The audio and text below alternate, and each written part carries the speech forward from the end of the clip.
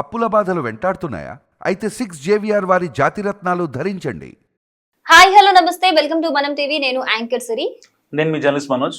Yes Manoj, మన office లో రాజు అనే ఎంప్లాయీని సడన్ గా తీసేశారు కదా రీసెంట్ గా. అవును, ఎందుకు తీస్తారు?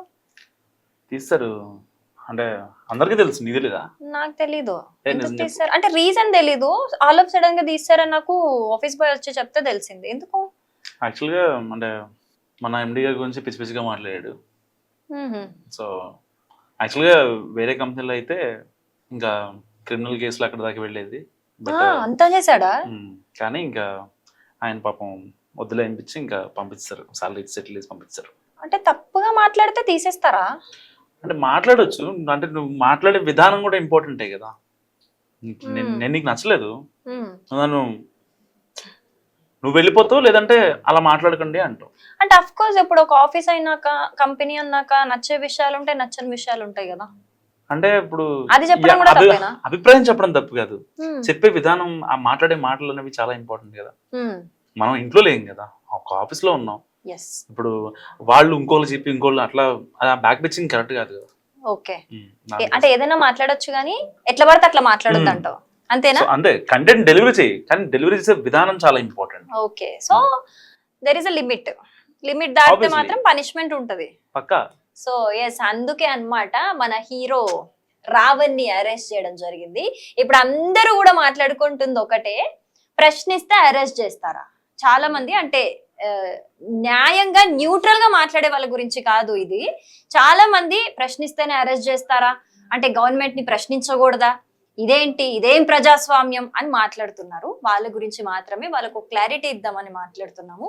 సో మనందరికీ కూడా ఏదైనా మాట్లాడే హక్కు ఉంది, ఎక్కడైనా మాట్లాడే హక్కు ఉంది. కానీ ఏమైనా, ఏ లాంగ్వేజ్ లో అయినా, ఎక్కడ పడితే అక్కడ ఎవరిని పడితే వాళ్ళని మాట్లాడే హక్కు ఎవ్వరికీ లేదు. అది ఈవెన్ రాజకీయ నాయకులకైనా ఎవరికైనా సరే, there is a limit. So Ravan ప్రశ్నించినందుకు కాదు అరెస్ట్ చేసింది, ప్రశ్నించిన విధానం ఏ విధంగా ఉందో చూసి అరెస్ట్ చేయబడ్డాడు అనేది మేము ఇవ్వాలనుకుంటున్న క్లారిటీ. సో మనం ఒక్కసారి రావణ్ ఎందుకు అరెస్ట్ చేశారు అనే పీపుల్ ఎవరైతే ఉన్నారో వాళ్ళకందరికీ కూడా, అంటే ఆయన ఏ టైప్ ఆఫ్ పర్సన్ అనేది ఒకసారి మీకు గనక తెలిస్తే మీరు మేబీ ఈ క్వశ్చన్ కూడా, అంటే కంప్లీట్ గా తెలుసుకున్నాక మీరు ఈ క్వశ్చన్ కూడా చెయ్యరేమో నాకు తెలిసి. సో మేము ఆ క్లారిటీ ఇద్దామనే ఒక ప్రయత్నంగా ఇది చేస్తున్నాము. మేము ఏ పార్టీకి సపోర్ట్ అని కాదు, మేము న్యూట్రల్ గా అనాలిసిస్ చేద్దాం దీని గురించి అని మేము అనుకుంటున్నాం. సో సిరి చెప్పినట్టుగా యాక్చువల్గా ఇక్కడ పాయింట్ ఒకటి, ఇక్కడ రావణ్, ప్రశ్న రావణ్ అలియాస్ జోసెఫ్, ఆ వ్యక్తి చాలా బాగా మాట్లాడతాడు. అతని క్వశ్చన్లు అడిగే విధానం చాలా బాగుంటుంది. నిజంగా ఎదుటి వ్యక్తిని ఆలోచనలో పడేయడం కోసం, అతన్ని తికమక చేయడం కోసం చాలా నీట్గా మాట్లాడుతుంది. అంటే వాళ్ళ దగ్గర నుంచి వన్స్ ఆపోజిట్లో ఉన్న గెస్ట్ ఎవరైతే పొలిటీషియన్ కావచ్చు, ఇంకోరు ఎవరైనా సరే, అంటే ఒక జర్నలిస్ట్ కానీ యూట్యూబర్ కానీ ఇంటర్వ్యూ చేసేటప్పుడు వాళ్ళని ఎంత పిండాలైనా ఆలోచిస్తాం. అంటే వాళ్ళ దగ్గర నుంచి అంత అవుట్పుట్ బయట రావాలని చూస్తాం. సో ఇలాంటి నేపథ్యంలో ఆయన చాలా మంచి మాటగారు, అన్ని విషయాల గురించి మాట్లాడతారు. గ్లోబల్ పాలిటిక్స్ గురించి మాట్లాడతారు, జియో పాలిటిక్స్ గురించి మాట్లాడతారు, కరెంట్ అఫైర్స్ గురించి మాట్లాడతారు. నిజంగా ఆయన కంటెంట్ విషయంలో నేను ఎప్పుడు కూడా అంటే చూసాను, నేను ఎప్పటి నుంచో వస్తున్నా, అండ్ ఆయన స్టార్ట్ చేసినప్పటి నుంచి చూస్తున్నాను, ఇప్పటికీ చూస్తూనే ఉంటా. కానీ అతను మాట్లాడిన విధానం ఇప్పుడు కరెక్టా కాదా అనే ప్రశ్న చాలా మందిని కలిసివేస్తుంది. నిజంగా వాస్తవానికి ఈ ఇష్యూ ఎందుకు స్టార్ట్ అయింది, ఎలా స్టార్ట్ అయింది దాని గురించి ఒక్క చిన్న ఆడియో క్లిప్ వినండి. ఈ దేశంలో రాముడి గురించి విమర్శిస్తే కేసులు పడతాయి, ఈ దేశంలో కృష్ణుడి గురించి మాట్లాడితే కేసులు పడతాయి. కానీ ఈ దేశంలో అల్లా గురించో, జీసస్ క్రైస్ట్ గురించో మాట్లాడితే, ఒక అడుక్కు తినే కొడుకు మాట్లాడుతుంటే ఒక్క కేసు పడితే దాన్ని 24 గంటల్లో క్లాష్ చేసిన దిక్కుమాలిన ప్రభుత్వం ఆంధ్రప్రదేశ్ ప్రభుత్వంతో.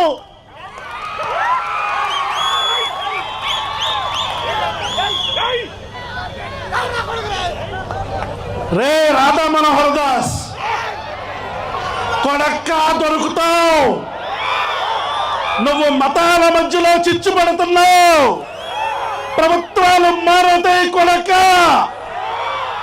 నీ బట్టలు పదీసి రోడ్డు మీద తొక్కి నారతీస్తామని పవన్ కళ్యాణ్ చెప్తాడు కదా, అలాగే తొక్కి నారతీస్తారు కొడక్క. సో విన్నారు కదా. సో యాక్చువల్గా దీన్ని మతాలు కులాలు అని చెప్పి లాక్కుంటూ వెళ్తున్నారు. వాస్తవానికి దీంట్లో కులాలు మతాలు నిజంగా లేవు. అవును. ఎక్కడో ఒక చోట జరిగింది, ఆ జరిగిన దాని గురించి అక్కడ కంప్లైంట్ రేజ్ అవ్వటమో లేకపోతే ఇంకోటి జరిగితే ఆబ్వియస్లీ గవర్నమెంట్ రియాక్ట్ అవుతుంది. అవును. ఇప్పుడు ఎంత ఇదైనా సరే, లేకపోతే ఈ లాస్ట్ టైం శిరోమండనం కేసు ఉంది కదా ఏపీలో, అలాంటి రిపీట్ అవ్వలేదు కదా.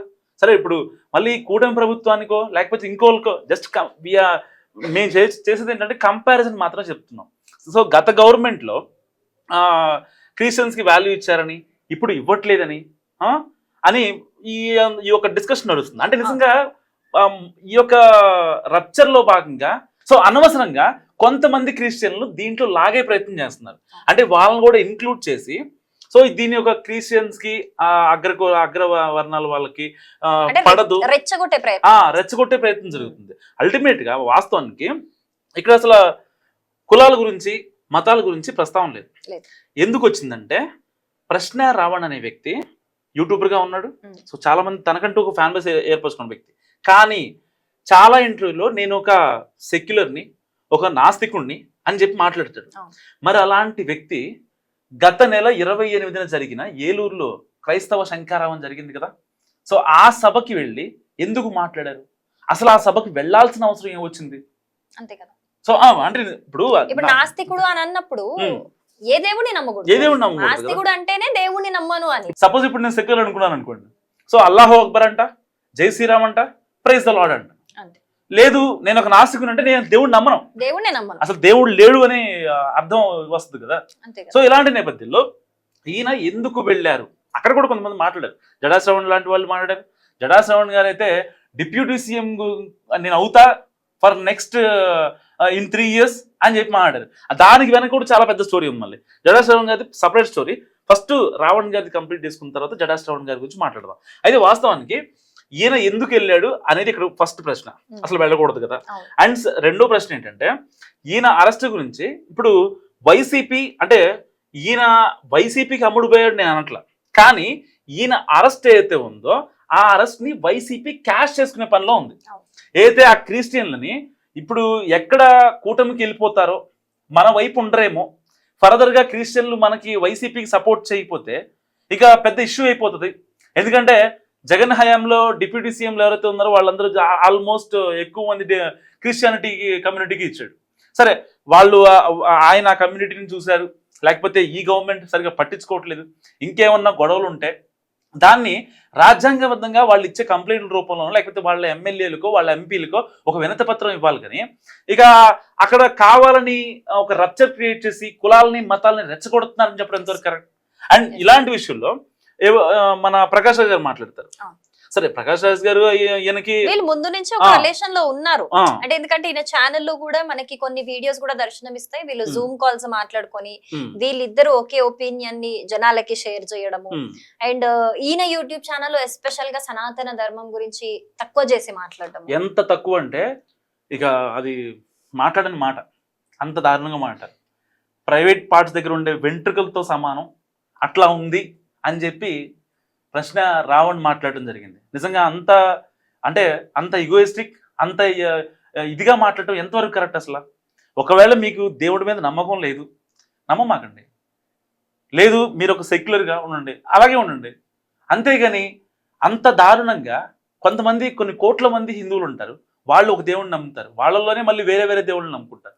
ఎవరిష్టం వాళ్ళది. క్రిస్టియన్స్ ఉన్నారు, ముస్లిమ్స్ ఉన్నారు, బౌద్ధులు ఉన్నారు, జైన్లు ఉన్నారు, చాలా మంది కమ్యూనిటీస్ ఉన్నాయి ఇండియాలో. ఇప్పుడు ఎవరి నమ్మకాలు అని కూడా చాలా మంది నమ్ముతారు. అట్లా అన్నప్పుడు ఇప్పుడు ఏదైతే క్రిస్టియన్స్ పూజిస్తున్నారో యేసు ప్రభువుని, మరి సబ్కా మాలిక్ ఏకే అంటే ఆయన కూడా ఒక దేవుడే అని వస్తుంది కదా. మరి ఇండైరెక్ట్ గా ఆయనను కూడా తిట్టినట్టే కదా, అంతే కదా. సో అట్లా అన్నప్పుడు ఇందాక మనం ఒక ఆడియో కాల్ విన్నాము, ఆడియో లీక్ అయింది. సో అందులో ఏముంది ఎస్పెషల్ గా మాట్లాడుకుంటే ఇది ఒక ప్రీ ప్లాన్డ్ అనేది మన అందరికీ క్లియర్ గా అర్థమైపోతుంది. అది ప్రూఫ్ తో సహా బయటకు వచ్చింది. అందులో ఏముంది అని అంటే మనకి జడా శ్రవణ్ గారు మాట్లాడుతున్నారు. అంటే ఆయనతో ఒక కాకినాడలోని ఒక నాయకుడు మాట్లాడుతున్నాడు, మీరు ఇలా సభలు పెట్టి మాట్లాడితే ఏం యూజ్ ఉండదు, మీకు ఇమేజ్ రాదు, మీరు ఫస్ట్ అరెస్ట్ అవ్వాలి, అరెస్ట్ అయిన తర్వాత మేము బయట ఇక్కడ రచ్చ చేస్తాము, బస్సులు లేకపోతే ట్రైన్లు అన్ని తగలబెట్టేస్తాము, అప్పుడు మీకు ఇమేజ్ క్రియేట్ అవుతుంది జనాల్లో అలా అని నిజంగా చెప్పి sympathy create అవుతుంది. జడా శ్రవణ్ గారు జడ్జిగా చేశారు కదా, మరి అలాంటి మాటలు మాట్లాడటం ఎంతవరకు కరెక్ట్? మీ యొక్క చుట్టుపక్కల ఉన్న క్లోజ్ క్వార్టర్ అంటే మీకు తెలిసిన వాళ్ళే కదా. ఇప్పుడు నా చుట్టుపక్కల ఎవరైనా ఉంటారు, వాళ్ళు నా వాళ్ళే. వాళ్ళు వాళ్ళ మధ్యలో నేను ఇలాంటి విధ్వంసాలు లేకపోతే పెద్ద పెద్ద కాన్సిక్వెన్స్ అయ్యి రప్చర్లు అయ్యే వాటి గురించి నేను మాట్లాడను కదా. అసలు సెన్సిటివ్ టాపిక్ గురించే మాట్లాడడం. దానికి ఈయన మాట్లాడతాడు, జడా శ్రవణ్ గారు మాట్లాడతారు, గవర్నమెంట్ కి మనల్ని అరెస్ట్ చేసేంత సీన్ లేదులే, అంత సీన్ లేదులే, గవర్నమెంట్ కే ఒక పర్సన్ అరెస్ట్ చేసేంత గవర్నమెంట్ కి లేదట. ఇదే జడా శ్రవణ్ గారు సరిగ్గా ఎందుకు నాగరాజు గారు ఇంటర్వ్యూలో ఒక మాట అడిగారు. నాగరాజు గారు, ఎందుకు టీడీపీని మీరు పద్దాకా ఇది చేస్తుంటారు, గోపుతా ఉంటారంటే, ఆయన చెప్పిన మాట ఏంటి, నాకు 5 కోట్లు 2 కోట్లు ఆఫర్ చేశారని నాగరాజు గారు అడిగితే, లేదు నేను 2 కోట్లుగా చేసింది 5 కోట్లు చేశా, 5 కోట్లు కొన్ని అసెంబ్లీ సీట్లు అడిగాను సరిగ్గా 2024 ఎలక్షన్స్ లో, సో ఇవ్వలేదు, అందుకే నేను పోక్ చేస్తా ఉంటాను చెప్తారంట. అంటే అంత డైరెక్ట్ గా డబ్బులు ఇవ్వలేదు కాబట్టి నేను వాళ్ళ మీద రాజకీయం చేస్తా లేకపోతే బ్యాక్ బిచ్చింగ్ చేస్తా అంటే ఎంతవరకు కరెక్ట్ అసలు నాకు అర్థం కాదు. సరే, ఇక్కడ ఒక పాయింట్ తీసుకోవచ్చు మనం మనోజ్. ఇప్పుడు నువ్వు చెప్పిన పాయింట్ బట్టి ఇంట్రెస్టింగ్ పాయింట్. ఇప్పుడు జనాలు చాలా మంది ప్రశ్నిస్తే అరెస్ట్ చేస్తారా అని అంటున్నారు కదా. అట్లా అన్నప్పుడు ఇప్పుడు ఏదైతే జడా శ్రవణ్ గారి ఉద్దేశం ఉందో, నాకు నా స్వలాభం కోసమే నేను ఒక గడ్జి పెట్టుకున్నా కాబట్టి ఇలా చేస్తున్నా అన్నప్పుడు, ఆ ప్రశ్నించడం అనేది కూడా ప్రజల తరపున ప్రశ్నించడం ఎలా అవుతుంది? ఇప్పుడు ఆ ప్రశ్నించేది కూడా ప్రజల తరపున కాదు, వాళ్ళ స్వార్థం అది. అంటే ఏదో చెయ్యాలి, అక్కడ ఏదో రెచ్చగొట్టాలి, గొడవలు పెట్టేయాలి అనే ఒక స్వార్థం అది. సో అలా అన్నప్పుడు వాళ్ళ స్వలాభం కోసమే గొడవలు రగించడం తప్పితే ఇక్కడ ప్రజల తరపున ఫైట్ చేసినట్టు ఎట్లా అవుతుంది? ఇప్పుడు కొంతమంది, చాలా మంది ప్రజలు, కొంతమంది అపోజ్ చేస్తున్నారు, కొంతమంది సపోర్ట్ చేస్తున్నారు. ప్రజలలోనే ఒక సపరేషన్ వచ్చింది. బట్ ఇప్పుడు సపరేట్ అయ్యి సపోర్ట్ చేస్తున్న ప్రజలు కూడా మీ తరపున కాదు వాళ్ళు ప్రశ్నించింది. వాళ్ళు వాళ్ళ ముందు ఏవో ఫినాన్షియల్ ట్రాన్సాక్షన్స్, అంటే ఏదో ఎక్స్పెక్ట్ చేశారు ఫినాన్షియల్ గా, అది జరగలేదు. సీట్ల పరంగా, రాజకీయంగా, అన్నిటి పరంగా ఎక్స్పెక్ట్ చేశారు, అది జరగలేదు. కాబట్టి ఏదో చెయ్యాలి, ఇప్పుడు ఎలాగో రివెంజ్ తీర్చుకోవాలి అన్న ప్లాన్ ఇది. మీ తరపునే వాళ్ళు ప్రశ్నించట్లేదు గవర్నమెంట్ ని. ఇక్కడ అది ఇక్కడ తెలిసిపోతుంది మనకి క్లియర్ గా. సో ఇప్పుడు ఇదంతా విన్న తర్వాత, ఇప్పుడు ఆడియో ప్రూఫ్ విన్నారు, అండ్ ఈయన ఏమేమి మాట్లాడుతున్నాడు ఏంటి చూసాము. కొన్ని మనము థంబ్నెయిల్స్ చూద్దాము, ఎలాంటి థంబ్నెయిల్స్ ఉన్నాయి, నిజంగా అలాంటివి వాడొచ్చా లేదా అనేది కూడా మనం చూద్దాము. సో ఫస్ట్ ఇది రాజకీయమా అంట. ఇది రాజకీయమా థంబ్నెయిల్ అది. సో పొత్తేష్ ఏంటో ఇది నామకరణం చేసిరట, అది కూడా ప్రకాష్ రాజ్ గారు ఇప్పుడు అందుకే సపోర్ట్ చేస్తున్నట్టున్నారు నామకరణం చేసినందుకే.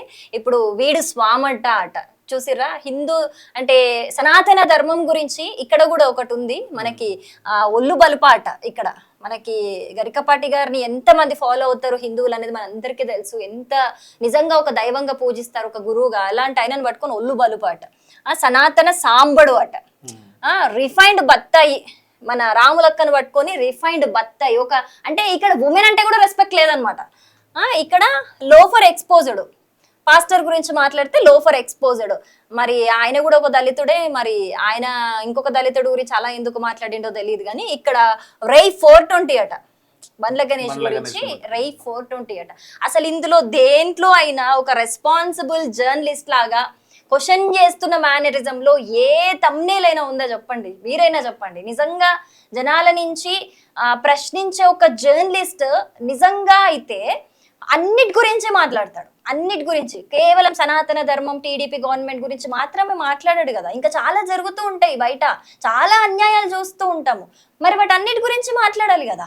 కేవలం దీనికి రిలేటెడ్ మాత్రమే, ఆ టీడీపీ గవర్నమెంట్ చుట్టూ ఉన్న రాజకీయాలు, లేకపోతే సనాతన ధర్మం చుట్టూ ఉన్నవి మాత్రమే ఎందుకు మాట్లాడుతున్నారు?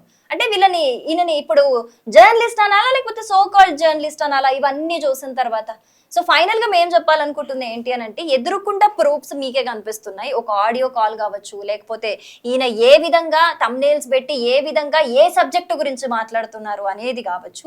అండ్ ఇందాక మనము జడా శ్రవణ్ గురించి శ్రవణ్ గారి గురించి మాట్లాడుకున్నది కావచ్చు. సో ఇదంతా విన్న తర్వాత అసలు మీకేమనిపిస్తుంది? అరెస్ట్ చేయడంలో తప్పు ఉందా? అంటే తప్పంటారా, కాదంటారా, వాంటెడ్ గానే చేస్తున్నారు అని అంటారా? మీరేమనుకుంటారు చెప్పండి.